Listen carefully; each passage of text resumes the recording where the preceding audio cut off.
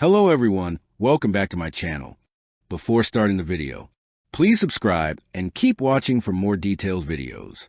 Coco Gauff stuns the world with $10 million donation, says love and hope are the real grand slams. On a crisp October morning in Beijing, the tennis world awoke to news that seemed almost unreal. Coco Gauff, already hailed as one of the brightest stars of her generation, announced that she was donating $10 million, a staggering sum for any athlete, let alone a 21-year-old still carving her way through the sport's peaks and valleys. But it wasn't just the money that stunned the world. It was her message. Love and hope are the real grand slams. Winning trophies is beautiful, but changing lives is what lasts. The statement lit up headlines, trended across social media, and sparked conversations far beyond tennis. Gauff, who had already captured hearts with her fearless play, had just elevated herself into something greater, a champion of humanity. The announcement, the stage, the press conference was supposed to be about Coco's performance at the China Open, where she had just qualified for the quarterfinals and secured her ticket to the WTA Finals in Riyadh. Instead, the spotlight shifted entirely. Dressed in a simple white shirt and jeans, far from the glitter of sponsorship campaigns, Coco stepped to the podium. Cameras clicked. Reporters leaned forward. Few expected the words that would follow. The declaration. "I've been blessed with opportunities that millions of kids will never have," she began. "I don't want my career to just be about me. So today, I'm committing $10 million to projects that give young people hope, education, and safe places to dream." Gasps filled the room. Some reporters blinked in disbelief. Others scrambled to tweet. Coco continued, steady and sincere. "This is my way of saying that success isn't just about what happens on court. It's about what happens when you give back." The details of the donation, where the money goes, the $10 million pledge, was not a vague promise. Gauff outlined a detailed plan.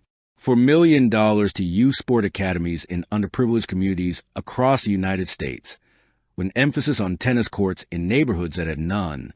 $3 million to global education programs, particularly in Africa and Southeast Asia, where access to schools remains a challenge. $2 million to mental health initiatives, offering counseling and resources to young athletes facing pressure. $1 million to climate action youth projects, aligning with her long-standing advocacy for sustainability. The plan was ambitious. But for Coco, ambition has always been the starting point. The reaction, the sports world. Serena Williams tweeted, "What Coco did today is bigger than tennis. Proud doesn't even begin to cover it." Rafael Nadal, usually reserved, called it a gift to humanity. Naomi Osaka, herself an advocate for mental health, wrote, "This is leadership. This is love." The business world.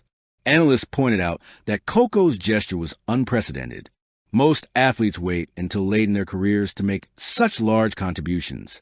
That Coco did it so young signaled a shift, a generation unwilling to wait to change the world. Sponsorship brands quickly released supportive statements, recognizing that Coco's image was now linked to philanthropy as much as the sport. The fans. On social media, hashtags exploded. Hashtag love and hope. Hashtag real grand slam. Hashtag Coco for change. One fan tweeted, "She wins on the court. She wins in life. She wins in our hearts." Coco's journey to generosity. Her roots.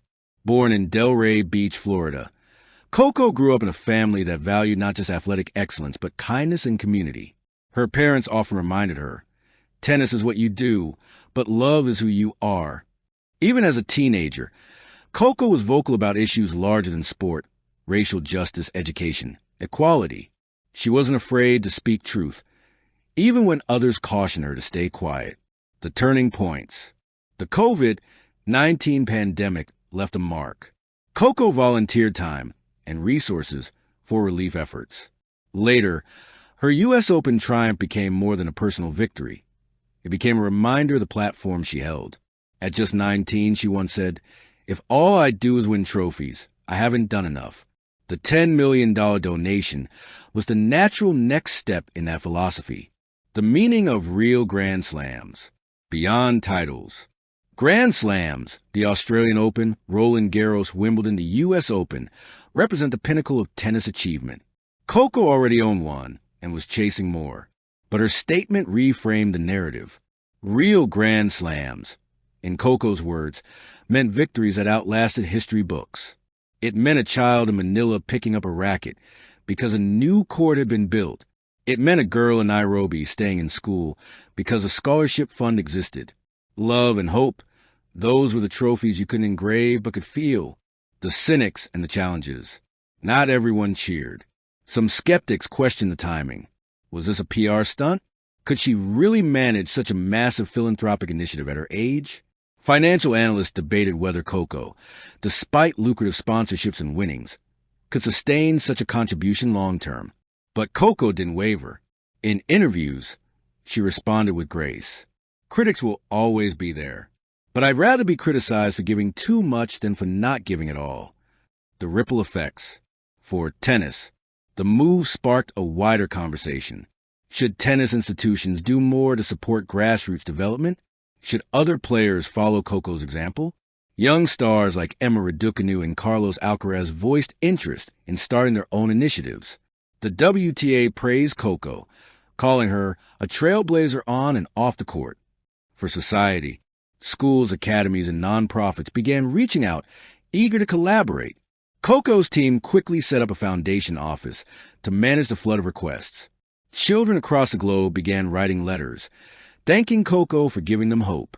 One from a girl in the Philippines read, "Ate Coco, because of you, I believe I can be more than my circumstances." Coco's legacy in the making.